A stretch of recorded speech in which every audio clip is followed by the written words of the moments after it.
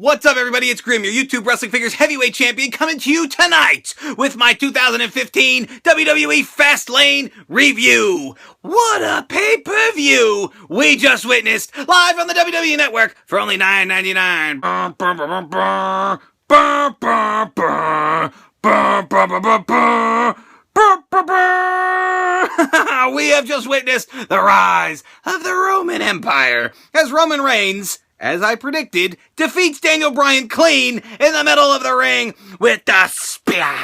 He speared him good like this. Oh man, it was a good as hell match, and it really established Roman Reigns as quite the competitor. I thought he was really, really good in this match, and so was Daniel Bryan. You know who was not good in this match? The crowd. Fuck you, Memp shits. I know somebody in the comments are gonna be like, Grim, I'm from Memphis. Grim, I was there. Can't blame just one of yous. Chill. It was the entire arena just didn't give a fuck, like they were there for free and not two fucks were given. I don't understand. But they finally started getting into it right at the end of the match when Roman took the victory in a hellacious match. He's going to WrestleMania to face your boy Brock Lesnar. Daniel Bryan at the end of the match came up, shook his hand, and said, "Go, you better kick his ass. Go." I thought that was cool as hell. What a show of respect by Daniel Bryan. What a fucking match. And what a way to end the pay-per-view. I was just really mad at the crowd because, like, when Roman Reigns came out, zero reaction. And when Daniel Bryan came out, literally 8 people were going, yes, yes, yes. I couldn't understand what the fuck was going on. Ha, kids! I lost to that Russian fuck Rusev. That's right. Rusev comes out dominant in the match against John Cena, making him... No, he didn't tap out. People are like, little tapped out. John Cena did not tap out. Rusev wins by kicking him in the balls behind the referee's back. He hit him with the old cunt punt. Kicked him right in the wing wang, yeah! Poor old Super Cena goes down and passes out in the Accolade. He passed out. He did not tap. He did not get pinned. It was a hellacious match. It was a little bit slow, and John Cena was calling an awful lot of spots. You could see him whisper into his face, "Okay, now you gotta throw me into the corner, flip me off, and then give me a clothesline." JBL's like, "John Cena's talking to himself a lot out there." Bullshit. We all know that he's calling the spots. And during the match, Rusev pulled out some new offensive moves. He even did a move that was somewhat similar to my Discriminator. And somebody was like, nah, Glenn, he's been doing that a while longer than you. Nope. I've been doing that move for 14 years. I got the damn tapes on the internet to prove it. Look up Grim the Indie Wrestler. My friggin' wrestling matches from 2001. I was doing that damn move before anybody. You stole my move, you foreign fuck. You Putin penis-sucking prick.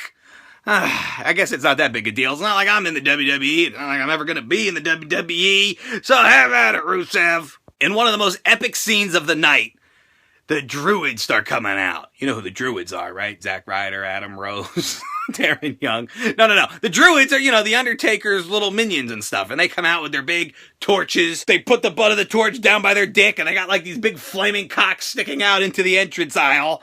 And out comes a casket. Who's in the casket? Well, the Undertaker's music starts playing. They wheel the casket up to the ring. They open the casket, and up pops Bray Wyatt. Hi, baby booster bitch. Right? We got Bray Wyatt sitting in there. Troll level, legendary.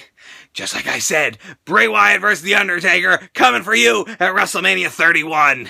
The feud has begun. There was quite a few fucked up finishes on this pay-per-view. One of them being when Dean Ambrose fought Wade Barrett for the Intercontinental Championship. Now, I thought that Dean Ambrose was going to walk away with the gold here. I really thought that Wade Barrett was going to lose. And he should have lost. But now it looks like we're building up towards a rematch at the WrestleMania. Rematch-a-mania once again. Because Dean Ambrose got disqualified for not answering the referee's 5 count. When the fuck does that ever happen? Ever in wrestling? I thought that was just like a thing refs do. 1, 2, 3, 4, 5. I didn't know that they actually enforced that fucking rule. But Dean Ambrose got disqualified. You know what else Dean Ambrose did in the match? The first time I've ever seen somebody do a flying elbow drop off the top on a guy who's standing up on his feet. I've never seen that before. Quite innovative, Dan Dean. Another match that had a real wonky finish was the Divas title match. You had Paige going up against Nikki Bella. It was the breast match of the night. But here you got the Bella twins dressed up like bumblebees. Or if you were looking at Nikki Bella's tits, bumbledees. Nailed it. Right? So these two divas are having a match, and it's actually a pretty decent match. And then all of a sudden I'm noticing something gross going on about Paige. And it was something that I noticed like 2 or 3 weeks ago going on gross about Paige. And, because I'm kind of a pervert, when the girls are flipped over on their back, the legs up in the air, of course you're going to look in their crotch. I mean, you're not a man if you don't, right? So I'm like, what did Paige shit her pants? What the fuck is all that brown shit down in her crotch? And this happened a few weeks ago on Raw, too. It's disgusting. I'm like, what does Paige have, a fucking irritable bowel syndrome? She's shitting her pants in the ring? And then all of a sudden I noticed some of it crosses her stomach. And I said, wait a minute. It's Nikki Bella's fake tan rubbing off on her pasty thighs. Failed it. What a waste. Poor Paige. Looking like she shit her pants in the ring thanks to that fucking bronzed bitch. Oh, man. And then what happens? Then Paige has to lose. And Nikki Bella retains the title. Princess John Cena looks strong and retains the Diva belt to go into WrestleMania as a butterfly bitch, or a bumblebee bitch, or a bumblebee bitch. Who cares? One of the other epic segments of the night was Triple H and Sting having their little powwow in the ring, right?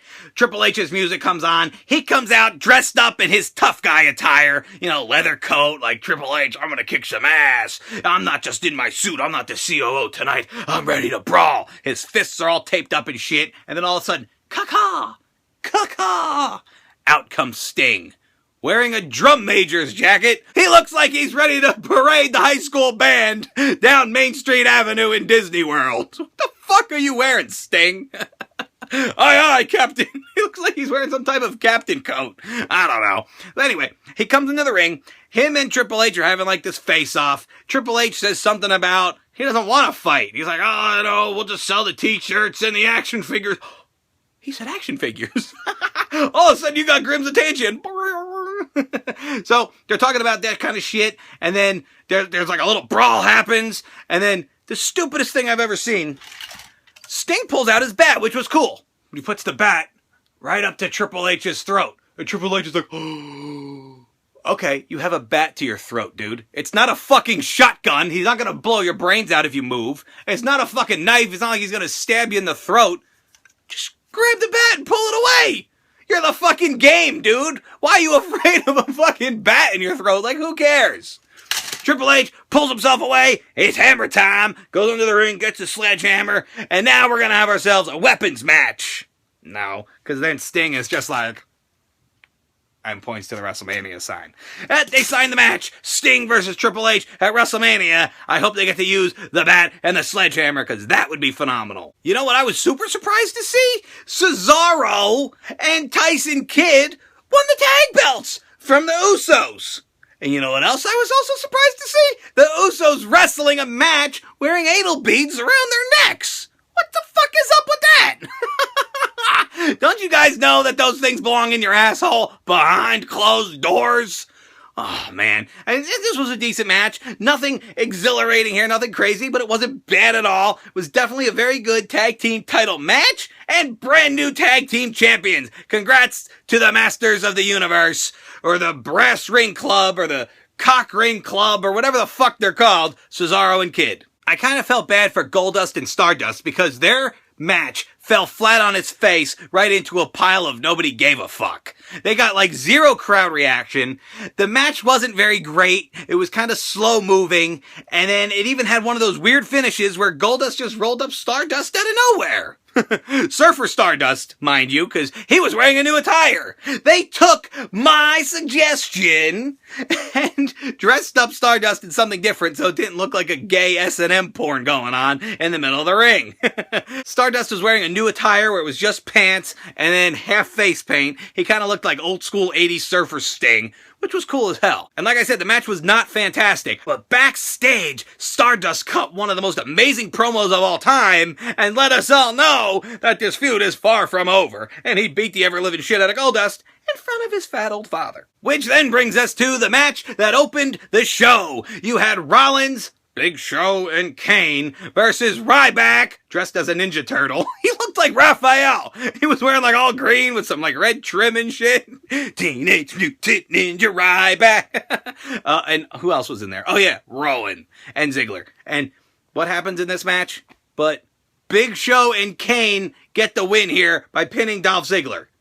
It's 2015. I'm gonna complain about these old fat fucks again. You've got Baylor. You've got Zayn. You've got Owens. You've got Neville, all down in NXT. And yet I'm watching Kane and the Big Show win matches on pay-per-view in 2015. Failed it. But the saving grace of this match, somebody's back. I hear voices in my head. Oh my God, RKO out of nowhere. You know why you couldn't have an RKO out of nowhere? Because they actually played his music and he came running down the aisle. And then he got in there and started dropping some RKOs. They weren't out of nowhere. We knew exactly where the fuck they were coming from. From the returning Randy Orton. He's back and he chased Rollins out, and probably going to be Rollins versus Randy at the WrestleMania, which is fine by me. That sounds like a good ass match. So I want to know what you guys thought of WWE Fastlane. Was it fun? Was it good? I know the crowd sucked ass, and I've seen some people on Twitter saying, wow, what a great pay-per-view, and other people are saying, this is pure shit. So let me know in the comments below what you guys think. Roman's going to WrestleMania. Who's Daniel Bryan going to fight at WrestleMania? Let me know what you guys think down in the comments below, and I thank you for joining me for my Fastlane review. Please like this video, leave a comment, and subscribe for more Grim Out.